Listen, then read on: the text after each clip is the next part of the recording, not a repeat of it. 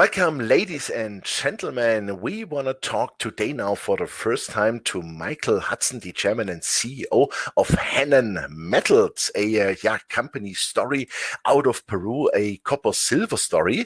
And as the company is brand new to us, we want to get an introduction from Michael. Michael, good morning. How are you? Good morning, Jochen. Lovely to speak to you for the first time from on Hannan. Yes, exactly. Perfect. We were talking all the time about Mawson, your exciting company in Finland and Australia. But now let's move to Peru, to Hannan Metals. And what is the company about? What are you doing in Peru? What is the stage of the company? Well, you can see that I really get excited about discovery, Jochen, and it's a real engine room and the driver for the mining business. And so I'm one of those people that looks for new discoveries. And if you're going to look for something new, let's make it big and let's try and make it as high grade as possible, because looking for something and that's small is really not the prize that investors in this business are after. So what we've got in Hannan is relatively new. We started on zinc in Ireland a few years ago, the company, but in September 2018, it became clear that the zinc market was challenging and wasn't really going to be rewarding shareholders. So we know Peru. We've worked in Peru for 25 years or even a little longer, and we knew I worked for a major company in the 90s in Peru. Myself and my business partner bought the database from that company when it went into receivership. So we've got the data resources of a large major company and have had for 25 years. But that gives us a whole wealth of knowledge. Now, we knew there was some copper showings out on this eastern side of the Andes. So most people look at Peru and think of it as the high Andes. We're over the other side of the Andes, getting into the Amazon basin. So it's high jungle. It's about 600 meters to 1,000 meters high, though. So it's not in the sort of flat Amazon basin that you'd think. It's relatively easily accessible. In fact, it's very easily accessible. It's an hour flight from Lima, and then we're within 2 hours drive of any of our projects. And when I say any of our projects, we've got a very large land position. We've got 660 square kilometers. That's extending over hundreds of kilometers, literally 120 kilometers of trend, but over multiple horizons. And what we're looking for is copper and silver. And this is in a sediment-hosted system. Sediment-hosted systems are the second most prolific form of copper in the world after porphyries. The two best analogues are the African copper belt. And most importantly, what we've got here is what is very much is in your backyard, actually, in northern Germany and Poland, is the Kupferschiefer.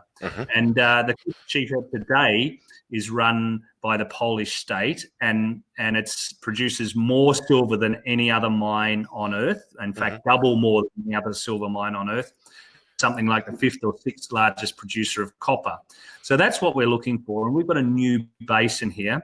We were first movers with that deep knowledge. I suppose it gave us an advantage. So we spent a year or so staking, and then we started looking. And the other benefit that we had from looking is that there was a whole exploration done in this area for petroleum back over the last 20 years. And we've been able to use that data. I talk a lot about data and information, but that's what we're de-riskers of areas. And this is de-risk things that put the geology in context.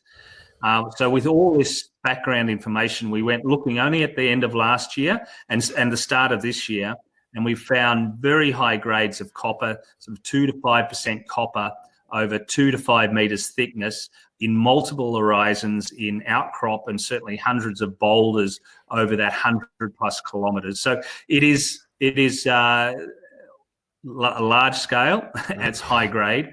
Now it's our challenge to find a continuity, but so far so good, as I've said to you before. And you don't find many new projects in the world today. You know, the world's been scoured a lot, but you certainly don't find lots of new basin scale discoveries. And we've started with staking right now, and others have followed us. Fantastic. Simple question maybe.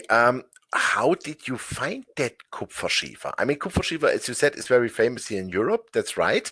But what have you needed, or how have you prospected that you say, okay, wow, now we are in Peru, and it's a completely different continent, but we are on the Kupferschiefer again. As geologists, yeah, a really good question. As geologists, we put things in boxes. So we have porphyry-style deposits. We have sedimentary exhalative deposits for base metal, and the sediment-hosted style is well known, well understood, and well studied. And the big secret here is to have actually, here's your geology lesson for the day without getting too technical. The only three ingredients you want in any deposit are source, transport, and trap. And every deposit has different aspects of those three criteria.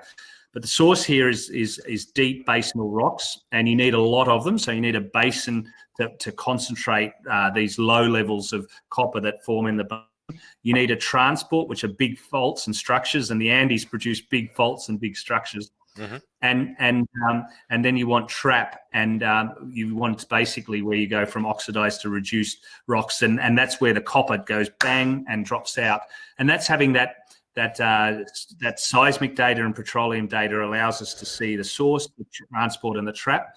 And the other key ingredient is something you put on your dinner every night, maybe, is salt. Salt is a key aspect here, and that's what's worked in these other deposits, and it's transported. So it's got all the right ingredients. Fantastic. Great. So let's say, what are the next steps? I mean, you have the large land position assembled. It's the Kupferschiefer. It all looks fantastic. So what are the next steps? To explore it, that's a bit droll answer, but basically, we started really this year. We raised a few $1 million at the end of last year, and this is. We did a little bit of work last year. In fact, we did a lot of work to prove the concept and find lots of copper and silver over a very large area. But this year we started before the lockdown started, and Peru's had a very strict lockdown from the middle of March. So we've still got results flowing actually from that program that are ahead of us, where we found a lot more outcropping copper and silver over large areas. So one is to put a lot of boots and leather on the ground and explore what is a very vast area, and we've only started to tap it. So we're going to do stream sediment surveys. We're going to put lots of geologists on the ground. And work towards drilling. And our challenge really is to find the continuity of these systems. We know that we found a lot of copper in this new area. That's without a doubt, and that's why lots of competitors have followed us into this area now, and you can't get any more ground. It's all the ground's been taken. Okay. We were there first. And the opportunity is large, early stage, absolutely. But this is how the Kupferschiefer was found hundreds of years ago. But this is a modern day Kupferschiefer search. Fantastic. I think I saw on a map also that you are approximately 1 flight hour away from Lima, and there is also a town with 150,000 people around. And so it looks to me a little bit like that infrastructure-wise, you are not like out of the boonies. It looks quite good. That's great colloquial English. No, we're not in the boonies. And maybe I thought that was an Australian term, actually. You may be hanging around with too many Australians, Jochen. I know. No, it's a big change, actually. I've had 25 years in Peru. I worked in these areas a little bit a long time ago, and the access was not as, the access has improved tenfold. There's roads where there was no roads. There's bitumen roads. There's easier accesses to Lima directly.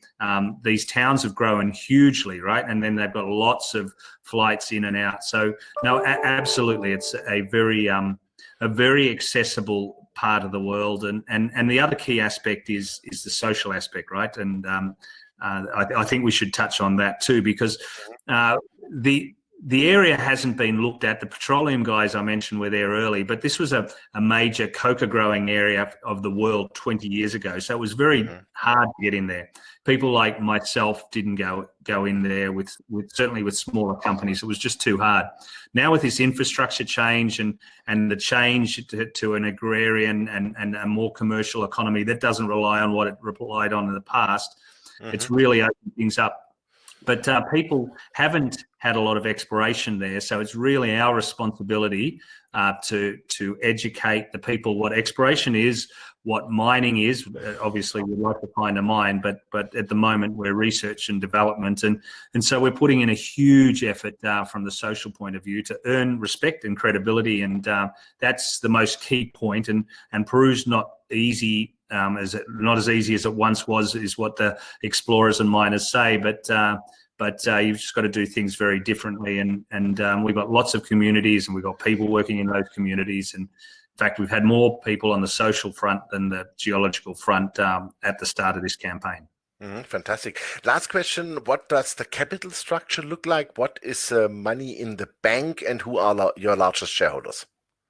Yeah, so the capital structure is just under 80 million shares.